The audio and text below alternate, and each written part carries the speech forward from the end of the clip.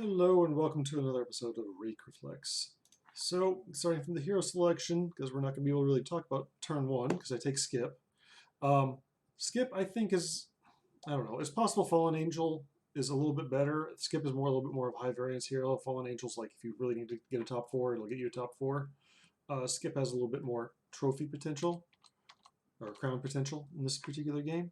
So, I'm going to take that and go through our first turn and do nothing as usual. And strangely, our opponent also did nothing. Did not cast a shrink spell. Weird.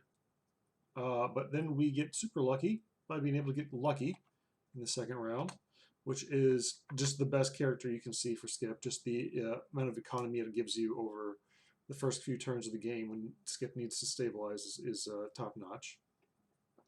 So we do that, and then so we get a free Mim, which is not bad. And then trouble is we could try and go for this pair of pigs. I decided to go ahead and take the Water Wraith, which will scale pretty well. We're starting it early, so that's some early scaling, hopefully. It's not an amazing start.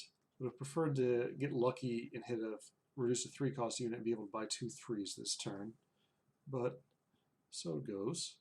And here we actually get a stalemate there. Get effectively a free one there. And things work out a little bit awkward, which is kind of, Skip tends to have a lot of awkward turns in the early game where things just aren't quite what you would expect. Like, I don't even really want to cast Mix a Whistle. I would love to take that Cinderella, but it doesn't, the gold doesn't work out. I don't want to sell for it. So I just go ahead and take a roll. I could have maybe Mix a Whistled the Mem. The question here is whether I want to lock for the pair. I don't think I do. I think we'll just let the Water Wraith do what he does. So, and this fight goes pretty well for us. Got an easy win.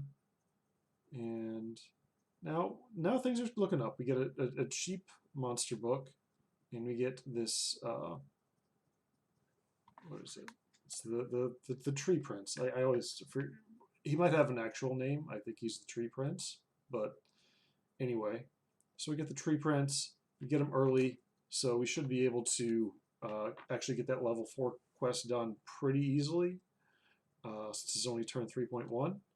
But we'll see when we get into the combat here. And our opponent is not doing a whole lot. And we just like instantly smush him. So that wasn't amazing.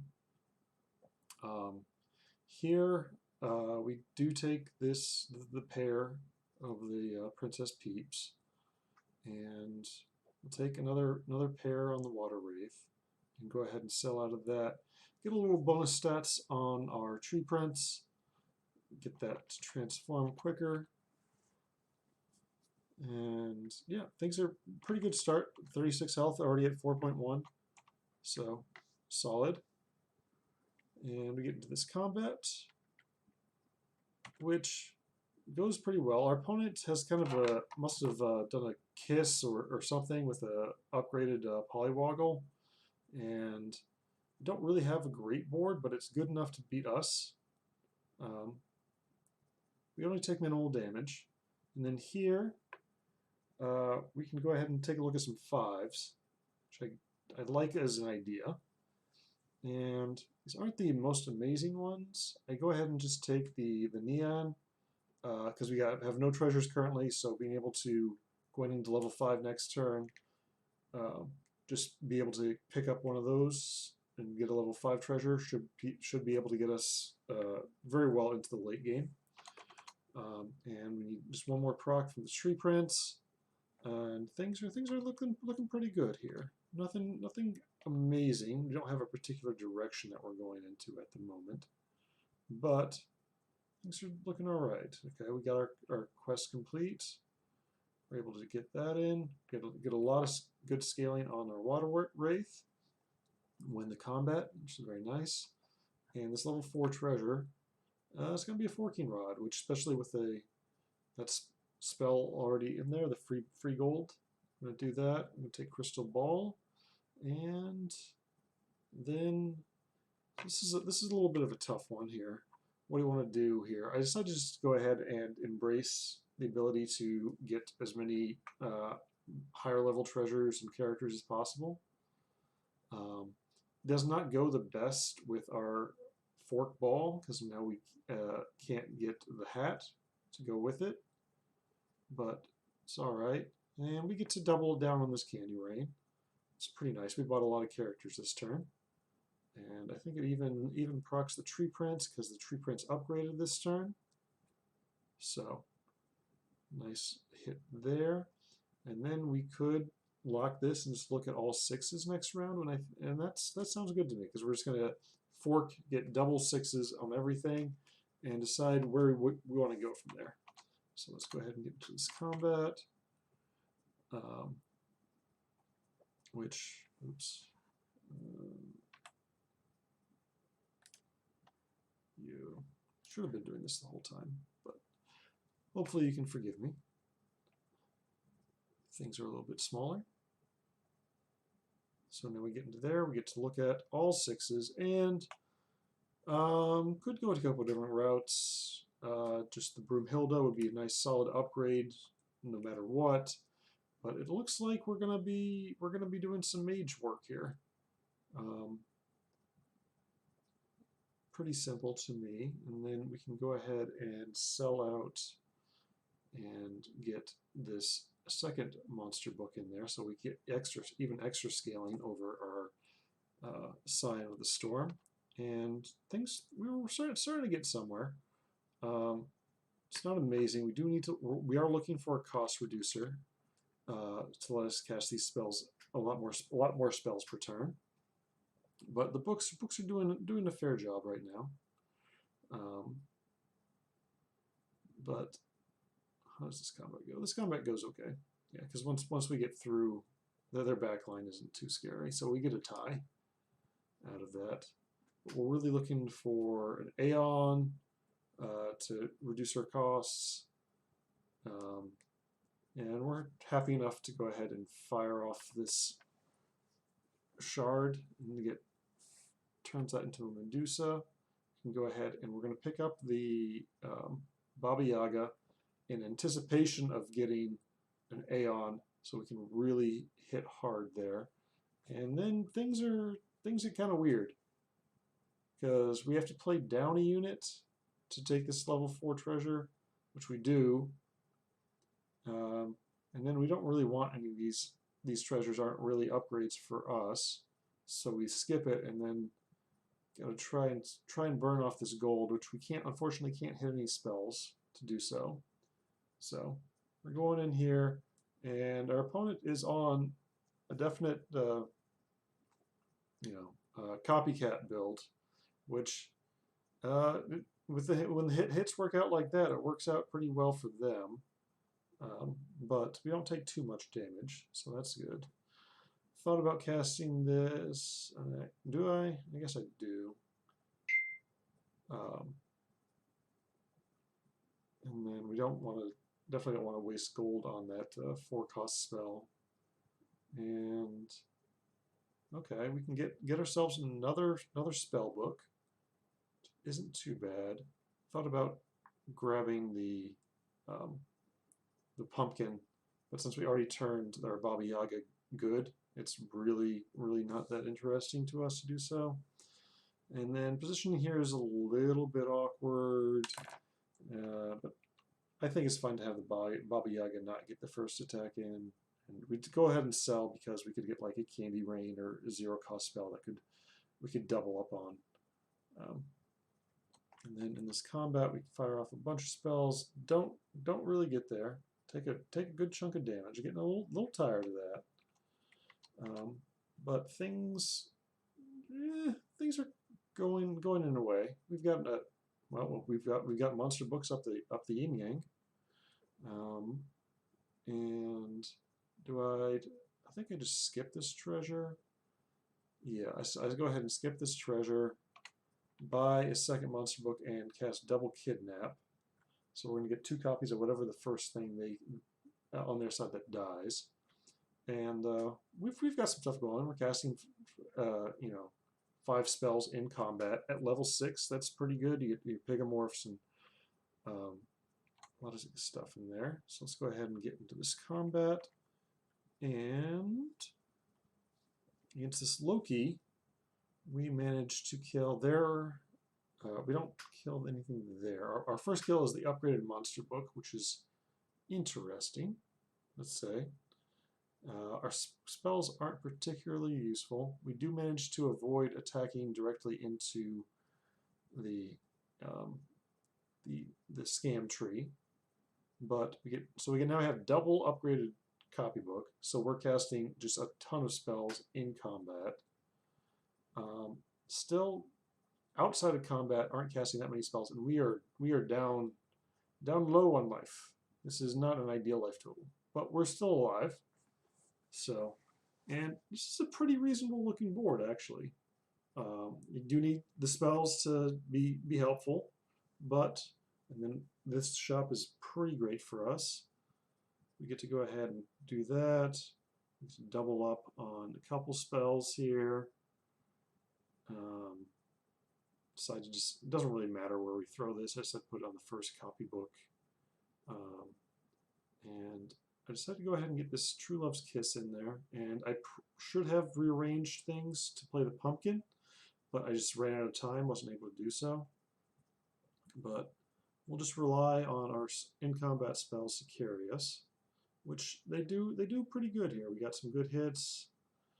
Yep, I love to see the Bite of the Apple alongside the Falling Stars. Excellent combination here, and so now we're in a weird build. I've never done something exactly like this. I've never had 4 upgraded monster books. So could have an extra one, but I think 4 is enough. 4 is probably enough.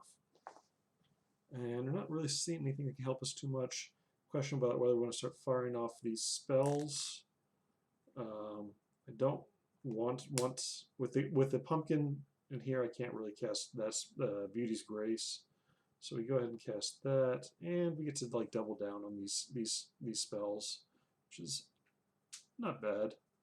Fine way to use the rest of our turn. Question about whether we want to. Oh, we're gonna start by positioning. I think, yeah, I've come around to the right idea here. Could lock because dreaming out of skip would be nice, but I don't really want to lock in here. And then our opponent has definitely gone all in with these upgraded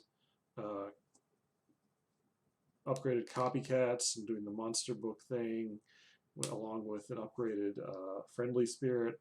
So they're doing their thing, and the hits work out for them in this fight where they actually get to do everything they want to do, except the thing is, they just didn't do that much. Their books were not as kind to us, and you can see we were favored in that fight.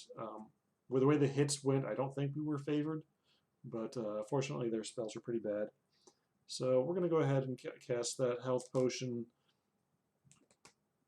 Ooh, and go ahead and get to upgrade this nice little guy, and then. I'm looking at my opponent, and they didn't seem. Let me just back it up there for a second. So that composition right there does not appear to be too vulnerable to the fog that's in the shop. So I don't really think I need to triple it for this combat. We won't really get to cast that much else on this particular turn. So I go ahead and take the Pandora's box, because extra +2/+2 doesn't really matter, and get that in there. We get to go ahead and sell that out and move the Medusa back into slot 5 and just get maximum spells to start. And then we do get to summon a lot of stuff off of this if things go as planned. These double Cupids in front aren't doing a great job, but It's not too bad. Our pumpkin doesn't die yet. We do get to go ahead and cast these spells. So combat's just kind of, it's just doing what it does. We got a lot of high variance things going on. And we got an Aeon Slay, and then it's just the world against our one sign of the storm. Unfortunately, they don't summon any scam creatures, so we get through that nicely. And then our reward, our level 7 treasure, is this this this Holy Grail when we're one fight away from dying. And then again, we go back and look at what our opponent's running, and we can see we've got the Smite, deal 30 damage to effectively two random targets because we have the Fork. And look at this comp. Look at all the things it could hit that would do massive damage. We hit their copycats. We could hit the things that the copycats are doing. It's just gives us a huge advantage based on our opponent's last board, which we only saw 2 turns ago, so they should be pretty close to this. So I decided to go ahead and take the Smite. I don't like doing that early when I've got the discount rolling, or early in the turn. You know, things could go a lot better. And then based on that, I also decided to go ahead and take this Medusa, just stick that in slot 1. Should be able to do, definitely be an improvement over our Mix-a-Wizzled Green Knight. And so we're just rolling down, kind of, we do lock that, which I'm not sure was correct given that we have the Holy Grail next turn. We don't really need that extra gold, but we get into the combat, and unfortunately these copycats have gotten over 30 health, the upgraded ones anyway, which is a little bit awkward, but you get a good hit in there. Double Smite takes out the most important copycat, and then we get another in combat Smite to take care of that. So things are looking all right. And yeah, so the way things are positioned, we actually get to kill the friendly spirit last, and we get the murder pumpkin to fire off, and we win. That's a good victory there. Pretty strong. I've never had a board exact something like this. This is a very strange composition for me, but as you can see, going into that last fight, we were embracing the randomness. We were favored, not by a huge amount, but I definitely think buying that second Medusa helped a lot. And yeah, so that was a good match. I hope you enjoyed it. So until next time, may all your shops be gorgeous, and may all your hits be surgical.